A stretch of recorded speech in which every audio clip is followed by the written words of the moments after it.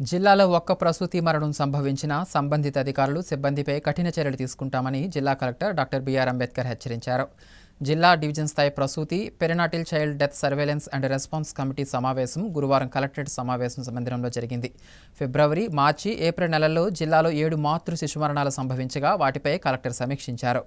ఆయా మరణాలకు కారణాలను తెలుసుకున్నారు.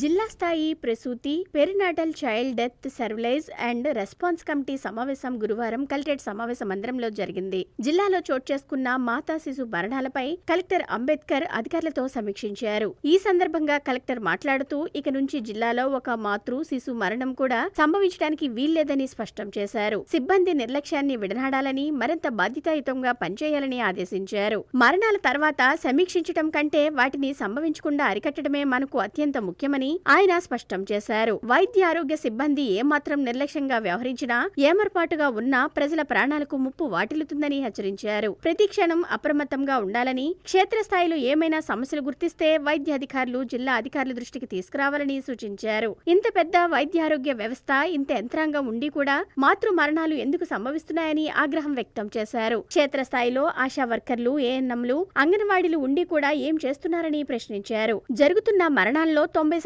వరకు అరికట్టగలిగేవని ఆయన స్పష్టం చేశారు. ఇక నుంచి ఎక్కడైనా ప్రసూతి మరణం సంభవిస్తే సంబంధిత అధికారులు సిబ్బందిపై క్రిమినల్ చర్యలు తీసుకోవడానికి కూడా వెనుకాడబోమని కలెక్టర్ హెచ్చరించారు. ఈ సమావేశంలో DM and HO doctor S Bhaskar Rao, DMHS doctor Gaurishankar, deputy DM and HO doctor Achyuta Kumari, committee సభ్యులు, వైద్య అధికారులు, సిబ్బంది పాల్గొన్నారు. ఒకసారి మీటింగ్ పెట్టి కూర్చుని మనం కొంత టైం స్పెండ్ చేస్తే మనం చేసుకున్నామంటే దానికంటూ ఒక రిజల్ట్ అనేది ఏదైనా ఒకటి ఉండాలి. లేకపోతే మీరు అది లేదని భయపెట్టి చేయించే పని లేదని కాబట్టి బతినాడు చేయించండి, ఇది చేసేదేం లేదు. లేదు అయినా బతినాడినా సరే మేము ఇట్లాగే రిపీట్ అవుతామంటే దానికి వేరే సెక్షన్స్ ఉన్నాయి. ఈ యాక్ట్ కాదు, ఈ రివ్యూలు కాదు, వేరే సెక్షన్స్ చాలా ఉన్నాయి. ఆ యాప్ రివ్యూలు చేయాల్సి వస్తుంది. యాజ్ ఎ డిస్ట్రిక్ట్ మేజిస్ట్రేట్ గా ఆ చట్టాలు మేము మళ్ళీ ఉపయోగించవలసిన పరిస్థితి వస్తుంది. ఈ విషయాన్ని మీరు కింద లెవెల్ సిబ్బంది కూడా మీరు తీసుకెళ్ళండి.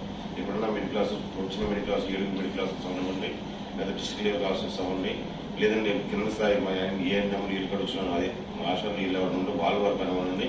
ఇది మాత్రం స్పష్టంగా కిందకి వెళ్ళాలి. ఇక నెక్స్ట్ క్వార్టర్ మీటింగ్ లో డెత్ అనే దాని మీద మనం రివ్యూ చేయకూడదు.